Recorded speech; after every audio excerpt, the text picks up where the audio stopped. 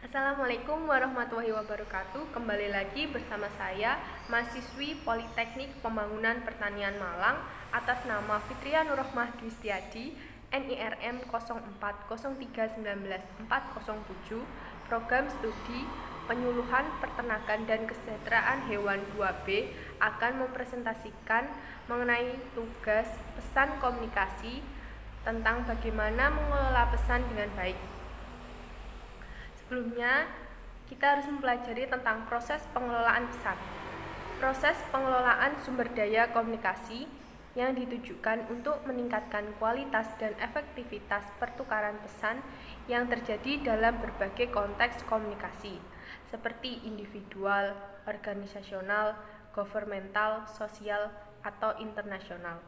Mengacu pada pengertian tentang bagaimana cara mengelola proses komunikasi melalui konstruksi makna tentang berbagai hubungan mereka dengan orang lain dalam situasi yang beragam, memberikan arahan bagaimana orang bekerja dalam konteks dapat berkomunikasi secara efektif, efisien, dan produktif. Selanjutnya, ada dua model penyusunan pesan. Yang pertama, pengelolaan informatif. Bersifat informatif lebih banyak ditunjukkan pada perluasan wawasan dan kesadaran khalayak. Proses lebih banyak bersifat difusi, sederhana, jelas, dan tidak banyak menggunakan jargon yang kurang populer di kalangan masyarakat. Ada 4 cara penyusunan pesan bersifat informatif. 1. Space order. Penyusunan pesan yang melihat kondisi tempat dan ruang seperti internasional, nasional, dan daerah. Yang kedua, time order. Penyusunan pesan berdasarkan waktu atau periode yang disusun secara kronologis. Yang ketiga, deductive order. Penyusunan pesan mulai dari hal-hal yang bersifat umum kepada yang khusus, misalkan penyusunan GBHN. Yang keempat, inductive order. Kebalikan dari deductive order. Penyusunan pesan yang dimulai dari hal-hal khusus kepada yang bersifat umum. Metode ini dilakukan dalam penulisan berbagai berita dan artikel. Yang kedua, model penyusunan pesan, yaitu pengelolaan persuasif, memiliki tujuan untuk mengubah persepsi, sikap, dan pendapat khalayak. Penyusunan pesan yang bersifat persuasif memiliki sebuah proposisi atau setiap pesan yang dibuat diinginkan adanya perubahan. Ada beberapa cara untuk pengelolaan persuasif. Yang pertama, fail April.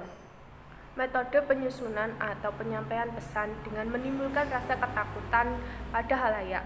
Yang kedua, emosional April. Dapat berusaha mengunggah emosional khalayak. Bentuk dari emosional April ini adalah propaganda. Yang ketiga, reward April. Cara penyusunan atau penyampaian pesan dengan menawarkan janji-janji pada khalayak. Yang keempat, motivation April.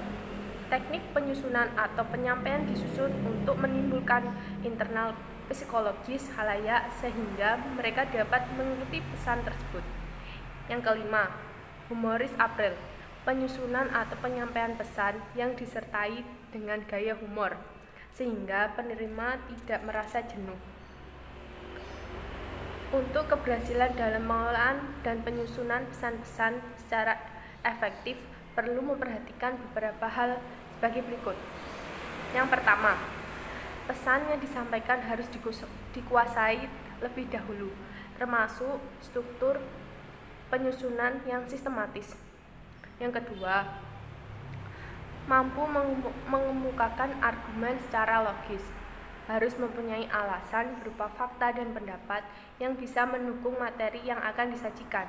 Yang ketiga, memiliki kemampuan untuk meningkatkan inovasi bahasa serta gerakan nonverbal yang dapat menarik perhatian banyak khalayak. Ini adalah contoh pengelolaan pesan dalam penyuluhan pertanian. Gambar pertama, seorang penyuluh sedang menyuntik anak sapi, yaitu pedet. Yang kedua, seorang penyuluh sedang menyuluhkan tanaman padi kepada para petani.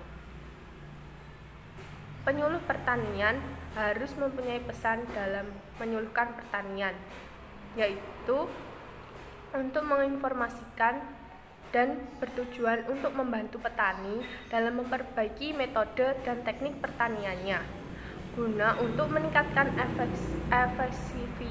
efisiensi produksi dan pendapat mereka, memperbaiki, meningkatkan tingkat kehidupan, dan meningkatkan tingkat pendidikan dan sosial masyarakat desa pada umumnya. Demikian presentasi dari saya. Apabila saya ada salah kata, saya mohon maaf. Terima kasih.